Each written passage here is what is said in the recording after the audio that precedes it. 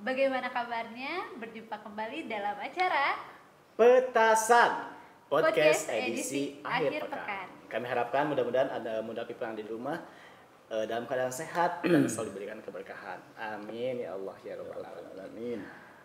Baik, hari ini. Iya.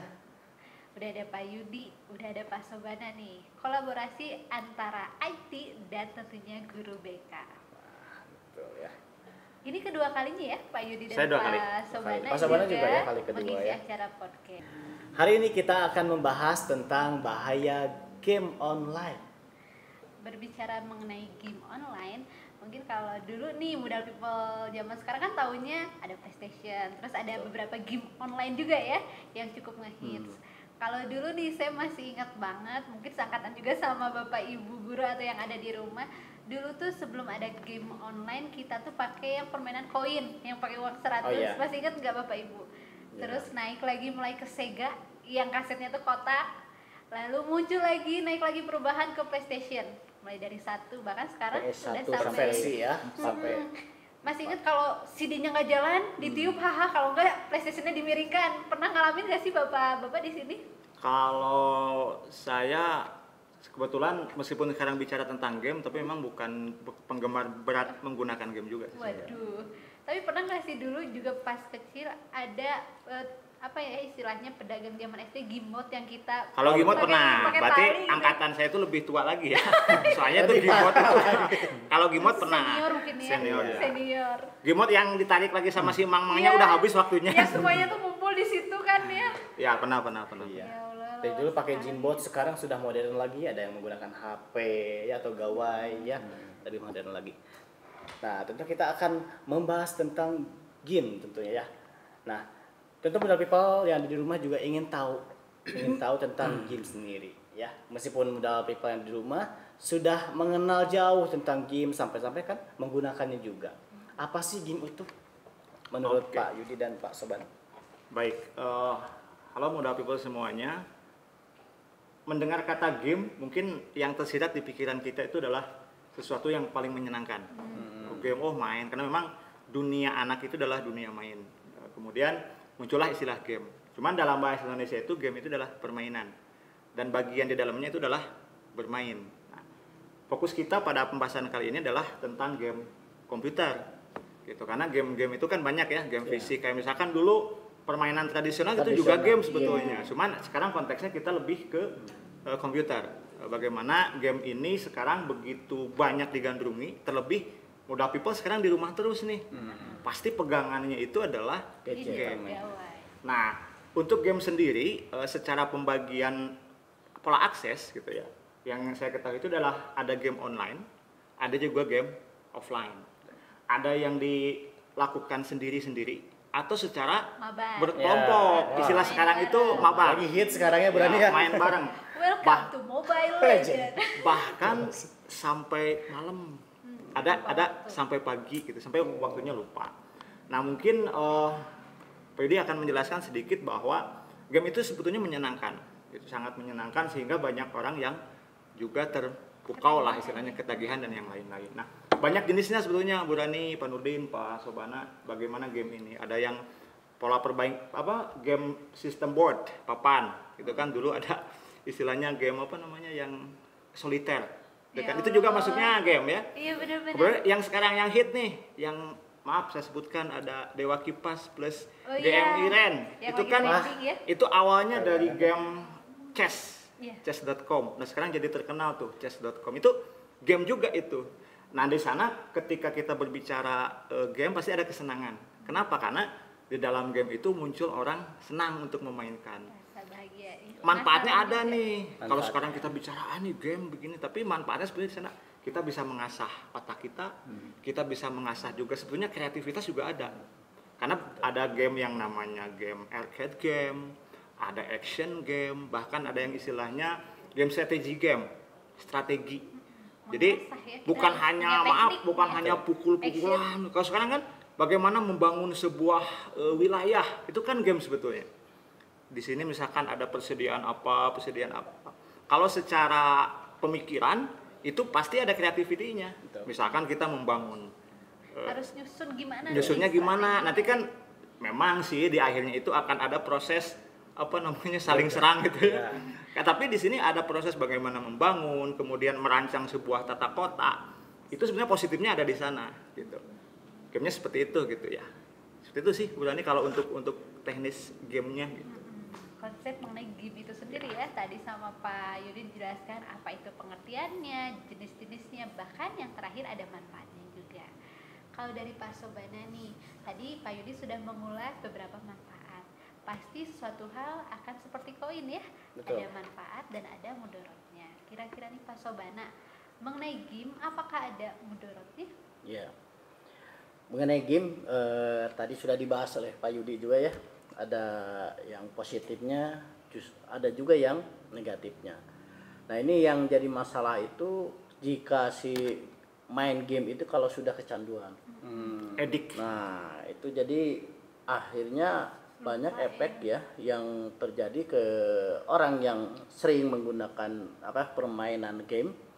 Ada dua ya pengaruhnya itu. Yang pertama dari segi fisik ya. Jadi dari segi fisik itu banyak sekali sekarang kejadian-kejadian mungkin ya keluhan fisik. Akhirnya mungkin ya salah satunya kan orang yang sudah kecanduan game itu tidak mengenal waktu. Betul. Kadang mata Iya, juga kan jadi taruhannya. banyak sekali itu pengaruh ke fisik. Ya, ada yang mengatakan bahwa sering main game itu segi fisik, ada yang berkata obesitas ya. Obesitas itu artinya apa? Karena sering main sambil ini ngemil. Ada juga yang sampai kurus. Main tapi nggak sambil ngemil gitu ya. Nah, sampai kurus gitu kan. Nah, itulah segi fisik juga penglihatan. Tapi ini kurus bukan main game, Mai. Bukan. Itu sampai penglihatan juga ada pengaruh dan otak juga ada. Akhirnya belajar jadi malas. Nah, itu salah satunya dari segi fisik. Dari segi kejiwaan juga banyak ya. Salah satu jadi kejiwaan tuh anak kadang-kadang pengaruh mungkin ya, pengaruh saraf-saraf gitu. Akhirnya mengakibatkan dia itu kadang-kadang ada ya, saya pernah lihat gitu kan, budi saya sendiri dulu waktu di pesantren itu orang tuanya memasukkan Itu tingkat berapa? SMP. SMP. Memasukkan itu ketika ketemu dengan saya tuh matanya polos gitu, tapi senyum-senyum sendiri. Jadi gitu kan. Jiwanya. Jadi kalau ngobrol juga nggak nyambung. Dampak Gitu, psikologis. dampak dari psikologisnya gitu. Ya, betul. Itu salah satunya kalau seandainya game online itu sudah menjadi kecanduan. Gitu. Bahkan sosialisasi mungkin juga Nah, ya, betul juga sama. Jadi Iya. semakin Itu mungkin kalau gamers itu social distancing-nya udah dari dulu ya. menjaga jarak ya. Jaga jarak deh. Tapi dengan gawai ya wah sangat dekat ya. Iya betul. Bahkan dengan game itu bisa menjauhkan dari yang dekat, mendekatkan dari yang jauh. Ya, Pak Sobana ya. Tadi juga disinggung juga dari yang disampaikan oleh Pak Sobana tentang kesehatan juga, kemudian psikologi juga. Nah, tentu itu harus boleh-boleh saja ya sebetulnya boleh-boleh saja kita bermain ya, atau game ya. Tapi kita harus mengatur juga, Nah, harus mengatur waktunya. Misalkan atau sehari berapa jam misalkan ya, Pak Sobana ya. Nah, itu harus diatur juga. Kemudian berkaitan tentang game juga, bagaimana sih pandangan tentang game dari pandangan Islamnya? Sebenarnya dari pandangan Islam mengenai game online ya, yang sekarang lagi merabah kaum remaja ya, dan juga orang tua juga mungkin banyak ya. Nah, tapi kebanyakan sekarang anak-anak yang usia sekolah gitu ya. Salah satunya kalau dalam Islam sih secara khusus sih tidak ada, tapi kan dalam Islam itu yang diperhatikan satu manfaatnya. Jadi apakah itu banyak manfaatnya atau banyak madorotnya? Itu kan dalam Islam begitu. Kalau emang banyak manfaatnya dipersilakan. Tetapi kalau banyak madorotnya, contohnya madorotnya gini, bisa melalaikan ibadah. Ya, bisa melalaikan ibadah, waktunya sholat mungkin terus main. Karena dulu saya juga ada anak yang sampai 2 hari itu dia di tempat game itu sampai di warnet. Iya, di warnet sampai 2 Mandi di sana nggak mandi. Nggak mandi ya. Sampai saya nyusul ya ke tempat warnet. Sampai dulu saya tahu tempat game online di Bandung itu di mana saja ketika menyusul anak itu.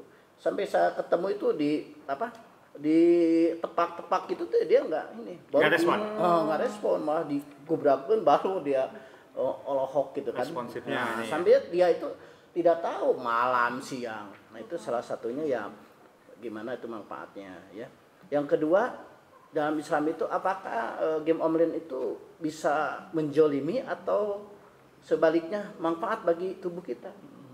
Karena dalam Islam itu kan ada dalam surat Al-Baqarah ayat 195, wala tulqu bi aidikum ila tahlukah. Bahwa kita itu dilarang sama Allah itu jangan sampai membinasakan badan kita. Nggak makan gitu Nggak ya. makan itu kan jadi Nggak jadi tidur akhirnya kan gitu. kurang tidur betul, malahan harusnya olahraga digerakkan jadi enggak olahraganya hanya mata doang Bahkan ya. bahkan Padahal yang ini mah Ibadah. tega mengambil uang nah hanya gara-gara untuk bisa katakan main ke warnet atau mungkin beli game gitu ya.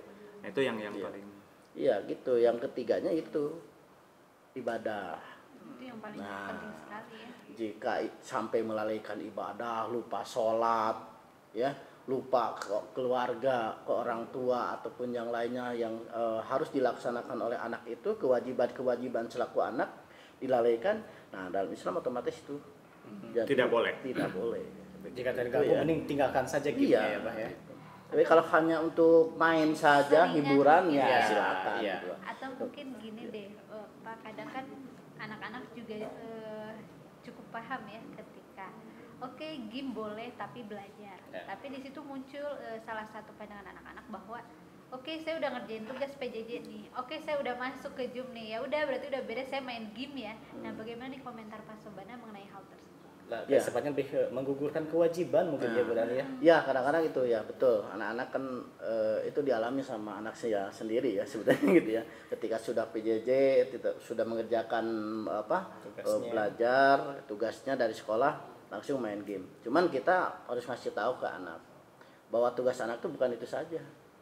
Ada hal-hal yang harus dilakukan oleh anak ya. Yaitu kerjaan-kerjaan yang sifatnya membantu orang tua ya atau pekerjaan-pekerjaan yang lainnya.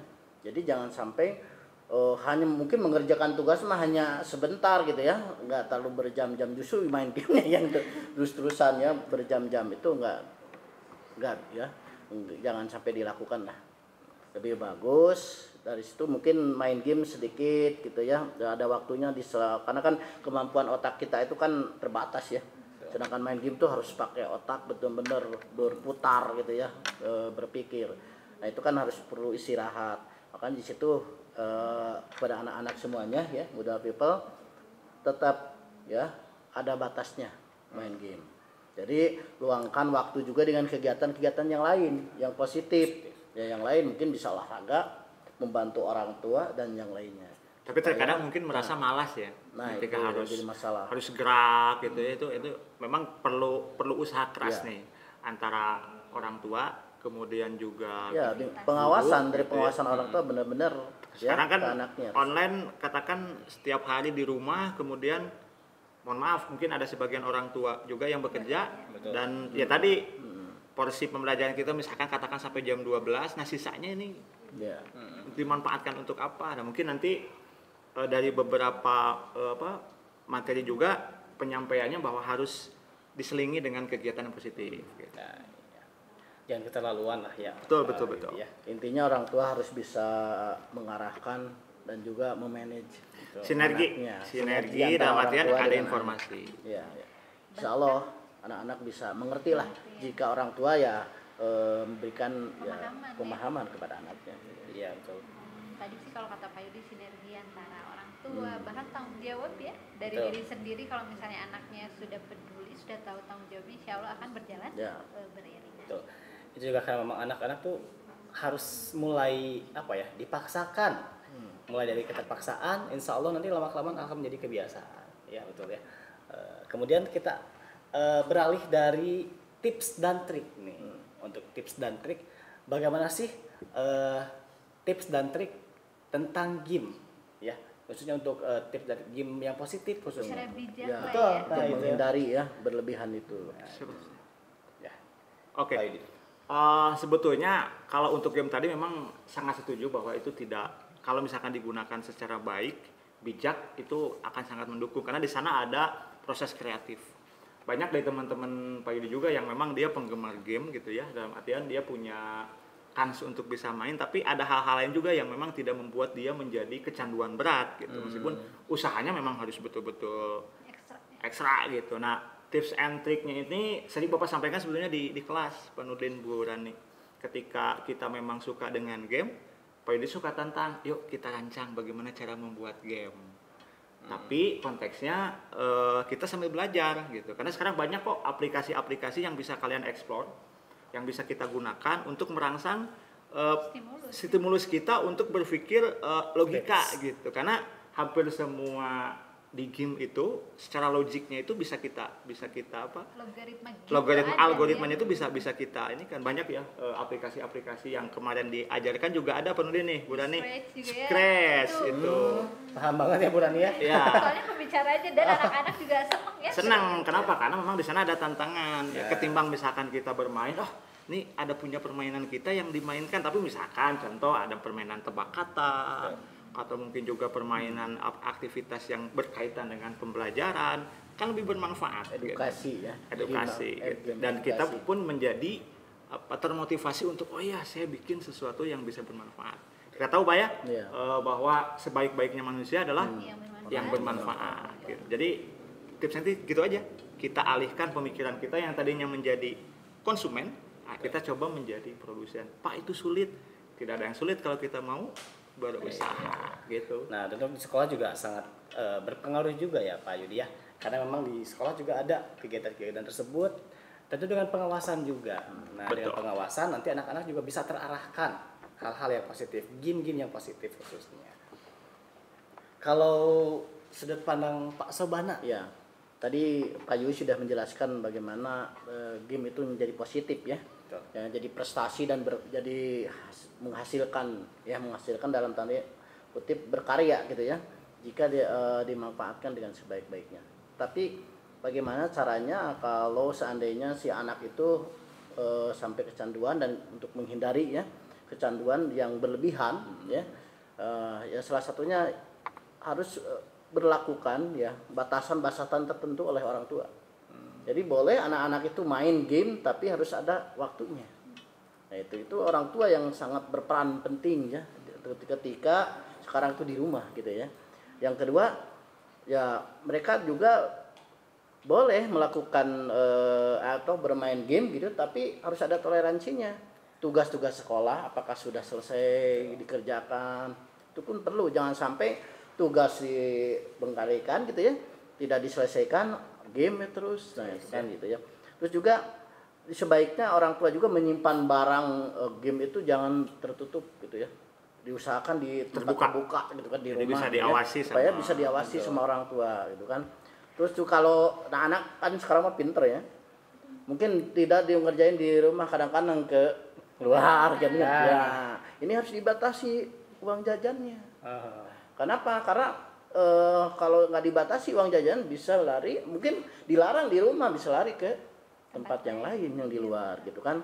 Terus juga libatkan yang positif, mungkin ekstrakurikuler gitu ya, atau kegiatan-kegiatan olahraga, betul diarahkan oleh orang tuanya supaya anak itu tidak fokus terus di rumah sambil ya tadi atau diarahkan untuk ikut lomba misalnya.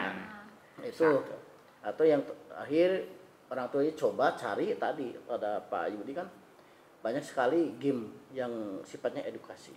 Nah itu perlu banget, karena kan itu kalau seandainya yang edukasi gitu artinya bisa berkarya, bisa menghasilkan luar biasa itu. Bisa jadi seorang miliarder dari game itu. Atau mungkin bisa dialihkan yang tadinya main game menjadi membuat game, kan itu coding ya. Ketika kan berusaha dengan coding, berurusan dengan coding, dia bikin satu program yang bermanfaat, itu lebih oke lagi itu. Iya. Gitu. Mungkin objeknya tuh sebenarnya sama ya, rata-rata yang pinter main game secara nggak langsung sebenarnya secara akademik pasti dia juga mampu di atas rata-rata, betul nggak sih bapak-bapak? Ya, secara kemampuan logik berpikir apa? Karena game itu memerlukan pola berpikir otak, penghitungan kan kiri ya, ada kirinya, kemudian untuk kesenangan jadi kan ada di sebelah kanannya juga gitu. Tapi mungkin kadang anak-anak berpikir, saya mah jagonya di game, pelajaran males. Nah justru dengan pemikiran seperti itu malah mereka tuh udah menyudutkan atau hanya ada satu pola pikir ya. Sementara kalau kita selaku orang dewasa malah melihatnya lebih luas ya. kalau anak-anak di rumah suka main game malah lebih ke pro. Nah, ibu yakin, malah bapak-bapak di sini juga yakin bahwa kemampuan kalian itu di atas rata-rata Iya. dan boleh dialihkan Ke pembelajaran tentunya. pembelajaran atau hal-hal yang supaya menghasilkan karya yang luar Nah, biasa, itu. membanggakan orang tua dan juga dirinya sendiri terutama ya. Betul. Nah, ternyata Bu Rani tidak terasa juga ya untuk hari ini, di pertemuan hari ini sudah di penghujung acara ternyata Bu Rani. Terima kasih sebelumnya untuk Pak Yudi dan Pak Sabana telah menyempatkan waktu untuk hadir pada pertemuan petasan hari ini. Insya Allah untuk Undang People juga jangan khawatir, kita masih bertemu lagi di podcast selanjutnya. Tentunya masih dalam acara Petasan Podcast edisi akhir pekan. Wassalamualaikum warahmatullahi wabarakatuh.